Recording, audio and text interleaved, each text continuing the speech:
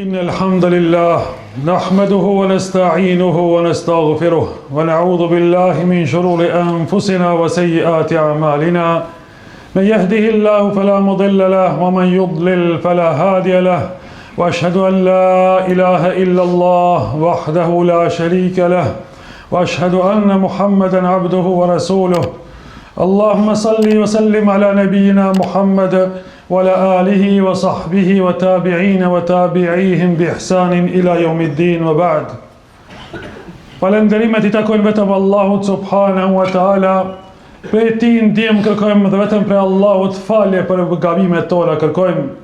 Atë që udhëzon Allahu askush nuk ka mundësi ta devijojë, dhe atë që lën Allahu në devijim në humbje askush nuk ka mundësi ta udhëzojë posti. Si dhe salatet, selamet, për shëndetjet tona më të përzemërta, qofshin bi pejgamberin më të zgjedhur të Allahut subhanahu wa taala, bi Muhammedin sallallahu alaihi wasallam, bi familjet e tij të ndershme dhe mbi shokët e tij besnik dhe mbi mbar besimtarët të cilët e pasojnë rrugën e pejgamberit Muhammed deri në ditën e gjykimit. Vëllezër të dashur besimtar, në hutben pas Bajramit do të kushtojmë një temë të rëndësishme. Është një mirësi e Allahut subhanahu wa taala që disa prej besimtarëve apo disa popuj e kanë dhe shumë popuj nuk e kanë. Dhe ata të cilët e posedojnë me kalimin e kohës, disi e neglizhojnë dhe harrojnë që ta falenderojnë Allahun subhanahu wa taala për atë mirësi. Ajo mirësi, o vëllezër të dashur, është prej mirësive më esenciale që Allahu subhanahu wa taala I ka dhuruar njeriut, është mirësia e rahatisë apo e mirëqenies, apo mirësia e sigurisë. Vëllezër nderuar besimtar, Allahu subhanahu wa taala në surën Quraysh thotë: Alladhi at'amahum min ju' wa amanahum min khawf. Paraprakisht Allahu azza wa jalla na ka urdhëruar që të adhurojmë Allahun, Zotin e Qabës, sepse ai është I cili I ka ushqyer njerëzit dhe I ka ngopur pasi që ishin të uritur dhe I ka siguruar nga frika. Këto janë gjëra të rëndësishme. E para, ushqimi është për ta mirëmbajtur trupin dhe shëndetin e njeriut, kurse siguria ja siguron jetën njeriut. Andaj, kur ka siguri dhe kur ka mirëqenie, edhe njeriu I përkushtohet Allahut subhanahu wa taala më mirë në adhurim dhe më shumë në adhurim, nëse është për atyre besimtarëve të cilët e falenderojnë Allahun subhanahu wa taala. Vëllezër nderuar besimtar, Allahu subhanahu wa taala tregon në Kur'an se çfarë lutje ka bërë Ibrahimi alayhi salam. Ibrahimi alayhi salam e luti Allahun subhanahu wa taala duke thënë: Rabbi ij'al hadha baladan aminan warzuq ahlihi min ath-thamarat. Pasi që Ibrahimi alayhi salam filloi me ndërtu Qabën dhe mjafton njerëzit që të adhurojnë Allahun subhanahu wa taala me haxh, e luti Allahun subhanahu wa taala që o Zot, bëje këtë vend të sigurt dhe më pas furnizoi njerëzit nga mirësitë e tua. Vëllezër të dashur besimtar, këto janë nga mirësitë e Allahut subhanahu wa taala, me pas me ngrënë dhe me pi, me pas shëndet dhe me pas rahati. Kur ka rahati, kur ka paqe, kur ka siguri me një vend, njerëzit, populli atij vendi janë të sigurt prej frikës, janë të sigurt prej armikut, janë të sigurt prej çdo gjëje të keqe, e falenderojnë dhe madhrojnë Allahun subhanahu wa taala. Dhe I ftojnë njerëzit sepse kanë mundësi me I ftojnë njerëzit në fenë e Allahut, me I ftojnë njerëzit në drejtësi, me I ftojnë njerëzit që me kontribu për të mirën e atij vendi dhe për të mirën e popullit. Vëllezër nderuar besimtar, sidomos ju gjeneratat që keni përjetuar luftën në Kosovë, apo qoftë luftën edhe në rajon që ka qenë pra në Presheve, në Maqedoni, pra e di se çka do me thonë njeriu dhe sa mundet me adhuru Allahun subhanahu wa taala kur ka frikë prej armikut. Dhe sa mundet të jetë pra ky njeri aktiv në davet në fenë e Allahut subhanahu wa taala. Ka frikë për çdo gjë. Ka frikë për ushqim, ka frikë për jetën e tij, ka frikë për shëndetin e tij, ka frikë për lirinë e tij e kështu me radhë. Të gjithë e dini kur ishim në pandemi. Nuk ishim siguri. Nuk ishim mundësi dhe madhuru Allahun azza wa jalla si që duhet. Nuk ishim rahati nga sëmundja e përhapur, nga pengesat e shumta, nga përkufizimet e shumta. As ibadet në Ramazan nuk arritëm me bë. Nuk falem namaz teravist, nuk falem namaz me xhamat, nuk u fal xumaja, nuk u adhurua Allahu subhanahu wa taala ashtu siç duhej, për shkak mungesës së sigurisë dhe mungesës së rahatisë dhe mungesës së kësaj begatie o vëllezër të dashur. Pejgamberi sallallahu alaihi wasallam për të na kujtuar neve që mos të harrojmë me falendëruar Allahun azza wa jalla për mirësitë që i kemi. Thot me një hadith: "Man asbaha minkum aminan fi sirbi." Kushdo prej juve që gdhihet në mëngjes, i sigurt në shtëpinë e tij, muafan fi jasadi, dhe i shëndosh në trupin e tij, indahu qutu yawmi, dhe ka ushqimin ditor për atë ditë çka më ngrënë dhe çka më pi, fa ka'annama hizat lahu ad-dunya. Ati është sikurse miu të bu gjithë mirësia e dynjas.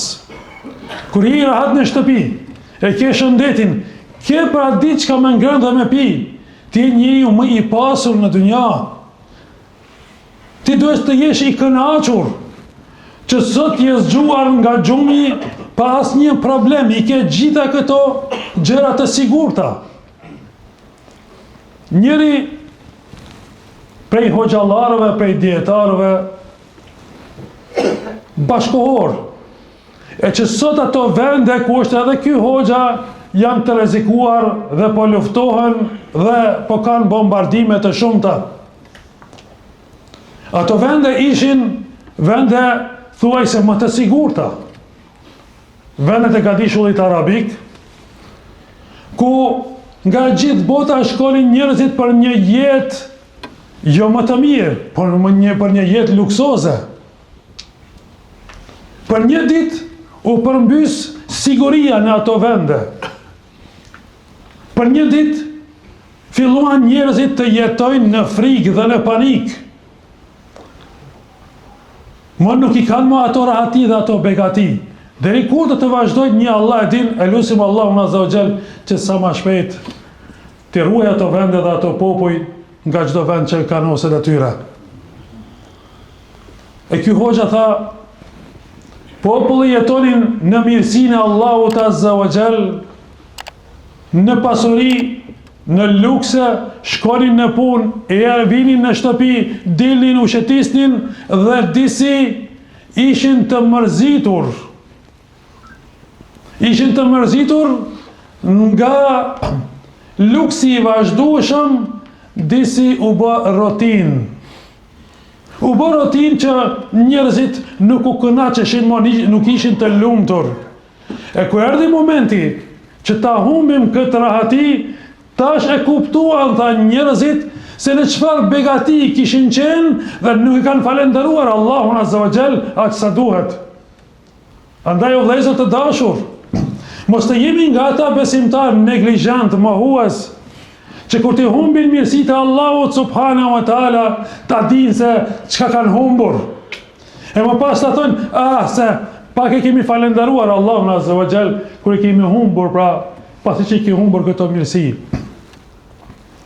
Njeriu duhet ta falenderojë Allahun azza wa jall pa humbur qetësinë dhe rahatin dhe begatin dhe sigurinë që e ka. Njeriu duhet ta falenderojë Allahun subhanahu wa taala pa humbur pasurin çka e ka. Njëri duhet të falenderojë Allahun subhanahu wa taala për shëndetin, pa humbur shëndetin. Vëllezër të dashur besimtar, njeriu për të qenë falendërues dhe Allahut subhanahu wa taala nuk mjafton vetëm që të jetë falendërues me gjuhë dhe me fjalë, por duhet me sjellje dhe me vepra të jetë falendërues ndaj të Madhit Allah për çdo mirësi që e posedon. Thot Allahu azza wa jall: "Wala in shakartum la azidannakum." Ju, po nëse falenderoni Allahun subhanahu wa taala, me dëmos Allahu azza wa jall do t'ja ushtoj të mirat e tij. Prej falenderimeve të Allahut azza wa jall është që njeriu t'i zbatoj, t'i kryej urdhnat e Allahut azza wa jall, pra me veprime, falenderim me veprime, jo vetëm me fjalë goje. Prej falenderimit të Allahut azza wa jall është që mos t'i shkelim ndalesat e Allahut subhanahu wa taala, të largohemi prej haramit. Allahu azza wa jall e sjell një shembull në Kur'an, thotë jo sjell juve Allahu azza wa jall shembullin e atij qyteti që ishin duke jetuar në rahati dhe në begati, e më pas fa kafarat bi an'amillah, i mohuan mirësitë e Allahut subhanahu wa taala, nuk e falenderuan Allahun azza wa jall për ato mirësi. Nëse njeriu nuk është të falendërues ndaj Allahut subhanahu wa taala, kjo i bie që ai të jetë mohues ndaj mirësive të Allahut subhanahu wa taala. E Allahu azza wa jall më pas, si dënim ndaj atyre, ka sjell atyre ka sjell frikë dhe uri. Të jemi të kujdesshëm o vëllezër të dashur në këto mirësi që i kemi. Sot, sepse sot jemi duke jetuar në begatit e Allahut subhanahu wa taala. Kur dhe asnjëherë populli ynë nuk ka pas pasuri më shumë se sa sot, krahasim me vitet dhe shekujt më të hershëm. Kur populli ynë nuk ka pas rahati dhe siguri dhe pasuri më shumë se sa sot. Andaj falenderoni Allahun subhanahu wa taala për mirësitë që i posedojmë. E dyta, vëllezër të dashur besimtar, patyshim që besimtari duhet të jetë vetë ai njeri i cili kontribon për siguri dhe rahati.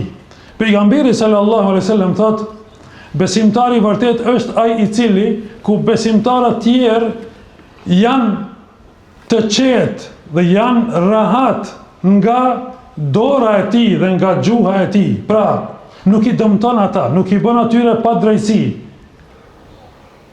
nuk përdor fjalë ofenduese kundër atyre. E treta, o vëllezër të dashur,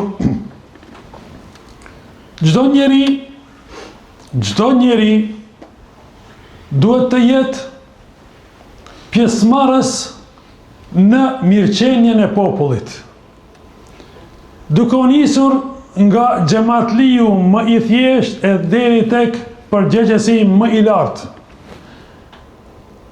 Çdo kush duhet ta luajë rolin e tij, babai në familje, nëna tek fëmijët e tij, hoxha në xhami me xhamat, profesori në fakultet, mjeku dhe çdo funksionar tjetër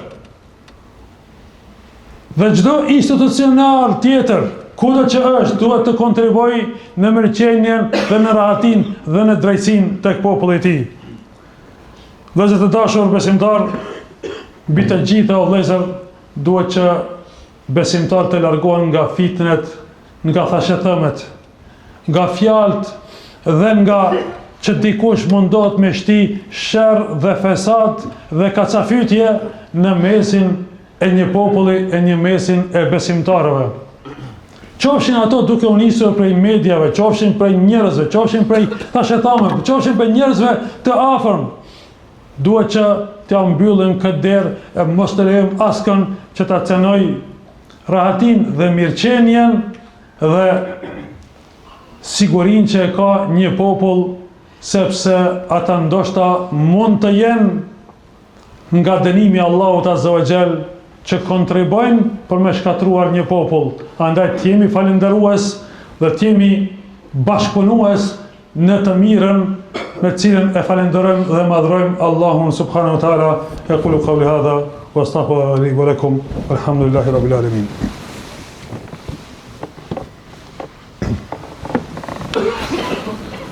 Alhamdulillahi rabbil alamin wa afdalus salati wa atammu at-taslima ala nabina Muhammedin sallallahu alaihi wasallam. Falenderojmë Allahun azza wa jall. Salat e selamet i dërgojmë pejgamberit ton Muhammedit alaihi salatu wasalam. Të nderuar vëllezër besimtar. Fëmijët në këtë rast është shumë e rëndësi të njoftojmë me mirësi çka i kemi. Po ashtu të njoftojmë fëmijët dhe gjeneratat e reja me ato që kanë vuajtur populli ynë dhe prindërit tanë edhe gjysherit tanë në të kaluarën, kur kanë pasur varfëri, kur nuk kanë pas siguri, dhe sa kanë vuajt për këto gjenerata që sot të gëzojnë këtë rahati. A njeri që nuk e njeh të kaluarën, nuk din as të jetë falenderuas për tashmen. Pa të arsye, vëllezër të dashur, prej fesë tonë është që ne të njohim këto mirësi të Allahut dhe të njoftojmë gjeneratat e reja, të njoftojmë fëmijët tanë se duhet të jenë falenderuas dhe Allahut subhanahu wa taala. Të jenë falenderuas me këto që i përmendëm o vëllezër, jo vetëm me fjalë goje, por edhe me vepra. Elusim Allahun azza wa jall na udhëzojë në rrugën e drejtë, elusim Allahun subhanahu wa taala të na falë gabimet. Elusim Allahun azza wa jall na udhëzojë neve dhe përmes neve të udhëzojë të tjerët. Elusim Allahun subhanahu wa taala të ndihmojë muslimanëve kudo që të jenë nëpër botë. Elusim Allahun azza wa jall të largojë brengat e muslimanëve. Elusim Allahun subhanahu wa taala të largojë sherrin prej dambërësve, prej zullumçarëve kudo që të jenë nëpër botë. Elusim Allahun azza wa jall të na ruaj neve, dhe të na ruaj popullin tonë, dhe të ruaj besimtarët musliman kudo që të jenë nëpër botë. Elusim Allahun subhanahu wa taala të laj borxhet tona, të shëroj të sëmurit tanë. Elusim Allahun azza wa jall të mëshiroj të vdekurit tanë. Elusim Allahun subhanahu wa taala që kur të ndajmë prej kësaj dunjaje të ndahemi duke qenë Allahu azza wa jall i kënaqur me neve. Elusim Allahun subhanahu wa taala që vendi ynë të jetë në xhenetin Firdaus bashkë me pejgamberin sallallahu alaihi wasallam. Amin, amin, amin. Walhamdulillahi rabbil alamin. Wa aqimus salah, inna salata tanha anil fahsha'i wal munkar wa la dhikrullahi akbar. Wallahu ya'lamu ma tasna'un.